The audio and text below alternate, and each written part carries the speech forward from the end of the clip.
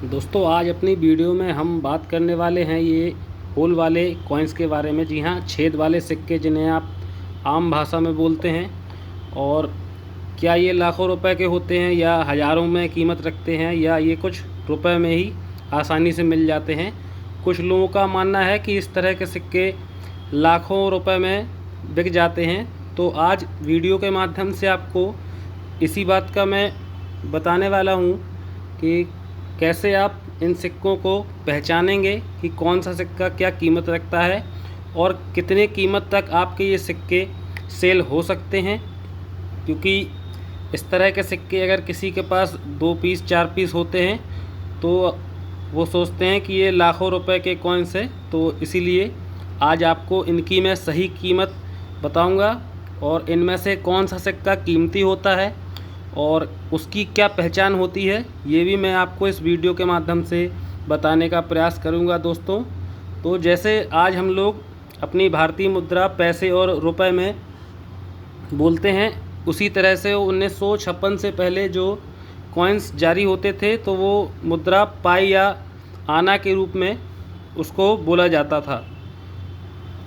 तो इस तरह के सिक्के दोस्तों 1943 से लेकर 1947 के बीच में जारी हुए थे, जो कि ब्रिटिश इंडिया के काल में जारी हुए थे और किंग जॉर्ज 6 के समय में जारी किए गए थे।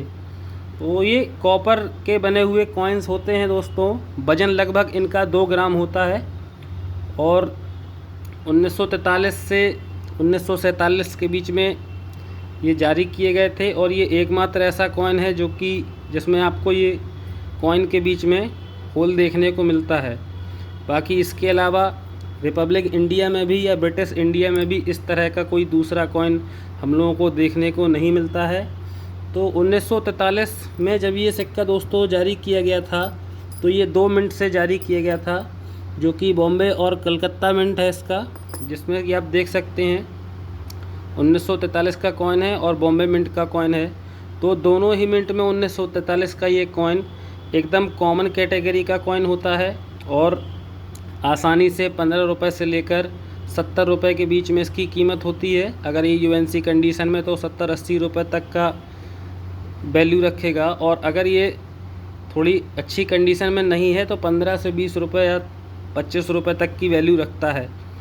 बात करेंगे 1944 की। 1944 में दोस्तों इस तरह का कॉइन 3 मिनट से जारी हुआ था, जिसमें से कि 1 मिनट इसका लाहौर मिंट भी है, जिसकी पहचान मैं आपको बता दूं। जैसे 1943 के नीचे आपको बॉम्बे मिंट का मार्क दिख रहा है, इसी तरह से 1944 के नीचे आपको एक एल मार्क देखने को मिलता है, जो आसानी से एल देखा जा सकता है। तो वो एक लाहौर मिंट भी इसमें होता है। तो दोस्तों 1944 की बात करेंगे, जो बॉम्बे मिंट का सिक्का है वो भी कॉमन है। आप 1944 के नीचे अगर बॉम्बे मिंट का निशान देखते हैं तो कॉमन कैटेगरी का सिक्का है। और अगर आपको 1944 के नीचे कलकत्ता मिंट दिखता है, यानी कि कोई भी मार्क नहीं दिखता है, ये आप पहचान कर सकते हैं। 1944 के नीचे अगर कोई भी मार्क नहीं दिखता है तो वो एक रेयर कैटेगरी का सिक्का है।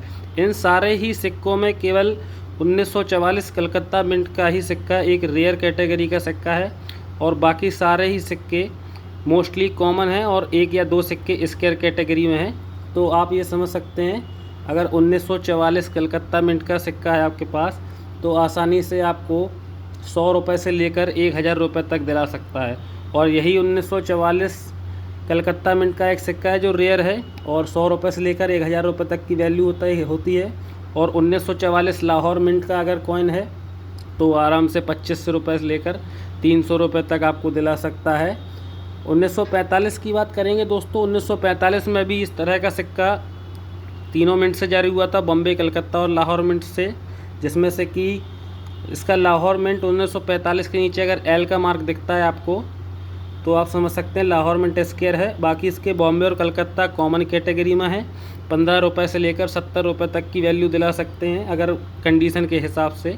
अगर कंडीशन अच्छी है तो 70-80 रुपये और कंडीशन ख़राब है थोड़ी तो 15 से 20 रुपये तक की कीमत। और उसका जो 1945 का लाहौर मिंट है दोस्तों, तो वो स्केयर कैटेगरी में 25 रुपये से लेकर 300 रुपये तक की वैल्यू दिला सकता है। और वहीं बात करेंगे 1947 में, 1946 में इस तरह के कॉइन इशू नहीं हुए थे।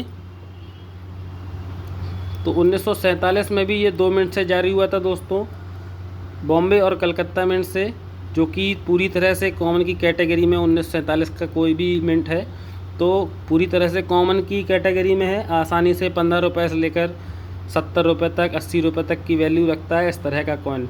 तो ऑल ओवर आप समझ सकते हैं, इस तरह के कॉइन्स में आपको केवल और केवल 1944 कलकत्ता मिंट का कॉइन ही रेयर की कैटेगरी में देखने को मिलता है।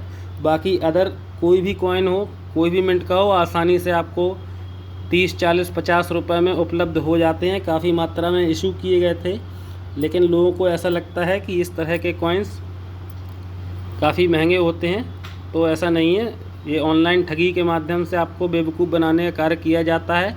इस तरह के सिक्के लाखों का बता के आपको ठग लिया जाता है 2, 4, 5 हज़ार रुपये से। तो आप समझिए, और अपने कॉइन्स हैंड टू हैंड ही बेचना है। आपको किसी को भी किसी भी तरह का ट्रांजैक्शन ऑनलाइन नहीं करना है कि आपको कोई फंसाने के माध्यम से कि आपके सिक्के लाखों के हैं, रजिस्ट्रेशन चार्जेस लगेंगे और आपके सिक्के लाखों के भारत सरकार लेगी। तो ऐसा कुछ नहीं होने वाला है। अपने सिक्के आप एग्जीबिशन में जाइए पास के शहर में ही, और हैंड टू हैंड बेच के आइए। और अपने जो कॉइन्स की जानकारी के लिए आप हमारे चैनल को सब्सक्राइब भी कर सकते हैं। आने वाले समय में और भी दूसरे कॉइन्स के बारे में जानकारी दूंगा। जो भी आज प्रेजेंट में इनकी वैल्यू चल रही है वो आपको एक्चुअल वैल्यू हमारे चैनल के माध्यम से आपको मिल जाएगी, और उसी प्राइस में ही वो सिक्के बिकेंगे, उससे ज़्यादा के नहीं बिक सकते हैं। तो अगर वीडियो जानकारी अच्छी लगी हो तो आप हमारे चैनल को सब्सक्राइब कर लीजिए, वीडियो को लाइक करें, शेयर करें, और कमेंट में आप हमें बता सकते हैं अगर आपके पास इस तरह के कोई कॉइन्स हैं, और पहचान भी कर सकते हैं। वीडियो पूरा देखिए और अपने कॉइन्स की पहचान करिए कि आपके पास 1944 कलकत्ता मिंट का कॉइन है तो वो आसानी से आपको 200, 300, 400, अगर अच्छी कंडीशन में तो 1000 रुपये तक दिला सकता है। तो मिलते हैं आपसे अगली वीडियो में, और भी कॉइन्स की जानकारी आपको देते हैं अगले वीडियो में। और अगर आपको हमारे वीडियो से कुछ सीखने को मिला हो तो हमें लाइक ज़रूर करें। धन्यवाद।